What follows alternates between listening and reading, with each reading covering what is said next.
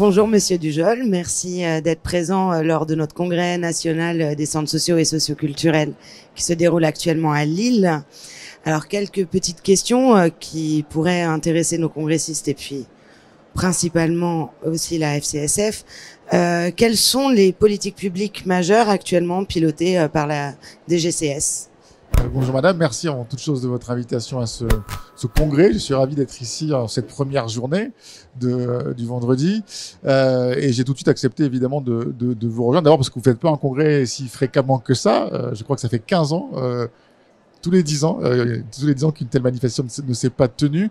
Et ce qui m'a séduit, c'est la grande proximité en réalité qu'il existe entre la DGCS et la Fédération des centres sociaux. Ce sont des partenaires de longue date. Vous êtes des partenaires de longue date pour nous sur l'ensemble du spectre d'action de la DGCS en réalité, qui est une direction d'administration centrale rattachée au ministère des Affaires sociales et de la Santé, pour le dire de manière un peu rapide, qui couvre une gamme, en quelque sorte, de politiques publiques très, très large, depuis la petite enfance, la protection de l'enfance, le grand âge, la lutte contre la pauvreté, le soutien aux personnes en situation de handicap. On est sur des politiques publiques qui sont très sociales, qui se caractérisent par la vulnérabilité de nos bénéficiaires dans une logique de protection, d'accompagnement et d'amélioration de leur pouvoir d'agir et de leur autonomie. C'est ça les objectifs que nous poursuivons, ce qui me fait dire en réalité que, au-delà de la communauté d'action qu'on partage avec la fédération, il y a aussi une communauté de valeurs en réalité. Et du coup, quelle place et rôle ont l'animation de la vie sociale et les centres sociaux pour la DGCS en ce moment et puis pour les jours prochains et les années à venir? Ce qui nous intéresse au premier chef du côté de la DGCS au titre de la Fédération des centres sociaux et de l'outil centre social en quelque sorte, c'est sa proximité avec le territoire et sa volonté de partir des besoins des personnes. C'est ça qui me semble être au cœur du modèle et qui du coup rencontre, je le disais à l'instant, notre façon de voir les choses, nos conceptions des politiques publiques et puis recoupe aussi nos domaines d'action. Et leur présence, notamment dans les quartiers politiques de la ville, me paraît évidemment un levier crucial pour assurer l'autonomie, le développement des personnes. Et je pense en particulier à deux domaines d'action dans lesquels nous sommes plus particulièrement partenaires. C'est la petite enfance. Et il me semble que les centres sociaux ont vocation à prendre une place importante dans le futur service public de la petite enfance que nous apprêtons à mettre en place. En tout cas, je le souhaite. Et aussi, et c'est deux domaines qui sont très connectés, le soutien à la parentalité. La fonction parentale, elle a besoin d'être étayée, accompagnée. On sait que c'est pas toujours facile, notamment dans les milieux populaires. Dans tous les milieux, c'est compliqué, mais ça peut prendre un tour particulièrement aigu comme difficulté dans les milieux populaires. Et les centres sociaux sont un recours, une ressource, un lieu d'accompagnement des parents dans ces situations. Et pour nous, ça fait partie, pour citer que deux exemples, des domaines dans lesquels je souhaite qu'à l'avenir, on puisse investir ensemble. Et quand vous parlez d'avenir, du coup, au niveau temporalité... L'avenir pour nous, c'est...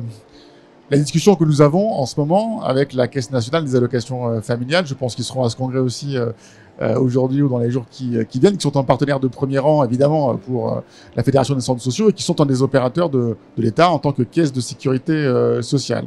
Et vous savez qu'on est en train de discuter les paramètres de la future convention d'objectifs et de gestion, et que cette convention elle est cruciale pour l'avenir des centres sociaux et pour l'avenir des politiques publiques sociales, parce qu'aujourd'hui aux côtés des collectivités locales, aux côtés de l'État bien sûr, mais peut-être plus que l'État dans beaucoup de domaines, le levier d'intervention, le levier d'action, le levier financier d'intervention sur le territoire en matière de politique sociale, c'est la Caisse nationale des allocations familiales et les caisses d'allocations familiales. Donc moi, ce que je souhaite, c'est que l'animation de la vie sociale, comme le service public de la petite enfance, puisse trouver des voies et des moyens de financement dans le cadre de cette convention pour que, comme on l'a fait dans les années précédentes, au cours de la COG qui vient de se terminer, on puisse accompagner le développement de l'animation de la vie sociale, notamment dans les quartiers. Mais c'est pas le seul sujet sur lequel on pourrait imaginer intervenir. Je faisais un tour dans les stands tout à l'heure avant que nous nous rencontrions et je prenais connaissance du plaidoyer sur les personnes âgées et la lutte contre l'isolement. Ça rencontre des préoccupations très directes pour la DGCS,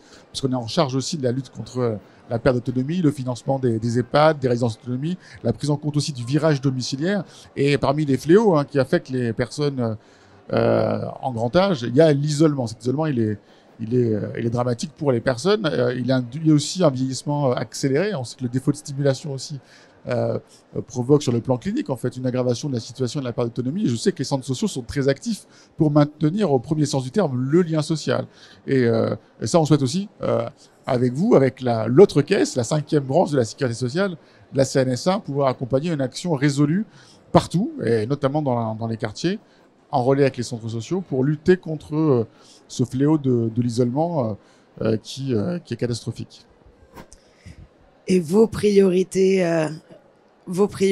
dans les années à venir, en plus des enjeux, pour les centres sociaux, pour nous les centres sociaux?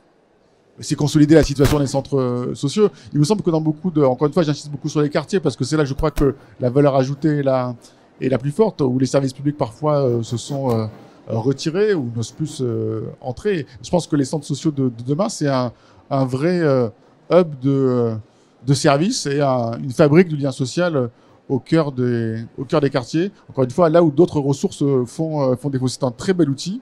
Il mérite d'être mieux connu. Et ce type de congrès, me semble-t-il, doit d'ailleurs y contribuer. Mieux connu, mieux financé, mieux soutenu. Et j'espère pouvoir du coup se développer dans de nombreux domaines. En tout cas, c'est ce que je souhaite. Et je forme pour les 10 ans qui viennent, en tout cas, des vœux de succès et de croissance pour les centres sociaux et l'animation de la vie sociale. Merci beaucoup. Merci à vous.